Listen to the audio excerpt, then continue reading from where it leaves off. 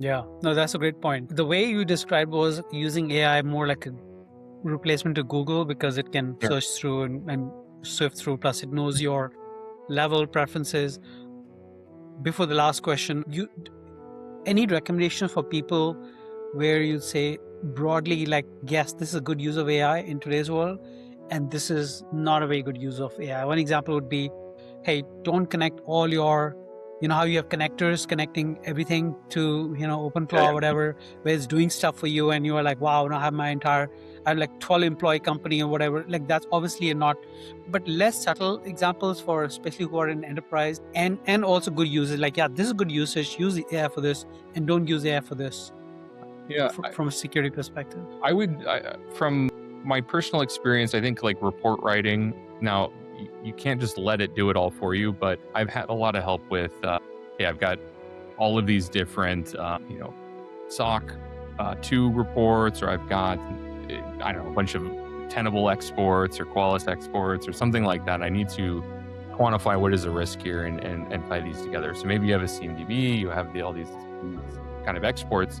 Normally, before you'd be munging around and playing around with Excel, and maybe I am not good at Excel, right? I only picked it up over time. The Copilot, as much as I have issues with it, it knows some things in Excel and can help you walk through some of those things easier. It's definitely improved my some of those dashboards I've created.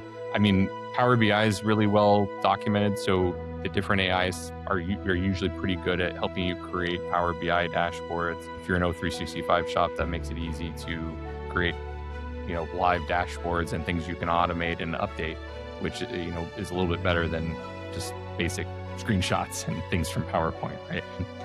Yeah, I would say augmenting your normal workflow. Like, what is something that normally would take me 10, 20 minutes to do? Maybe can I do it in a minute or two or longer than that, right?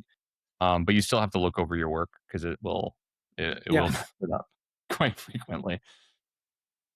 absolutely.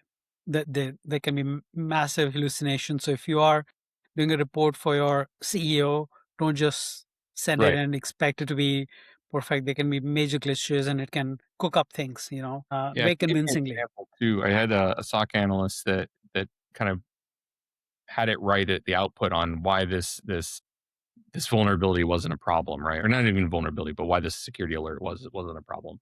But it completely hallucinated a bunch of the elements of it and filled it in incorrectly. And so, like, we've had to dial that back on like what it can do. And it created, if you see a lot of AI output, it'll put all the emojis in there and the M dashes, and it takes something that probably should be half a page and makes it 10 pages.